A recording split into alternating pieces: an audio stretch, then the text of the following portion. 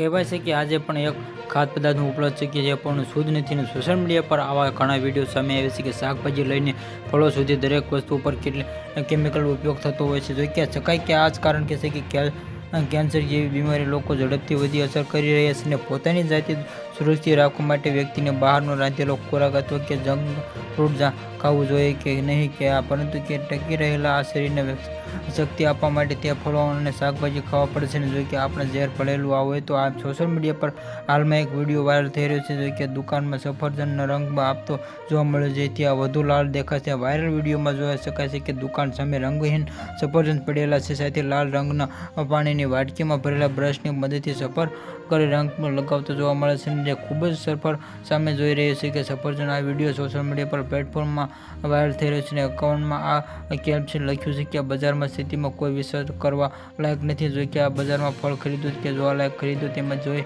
શકેલા કે રંગી હોય છે.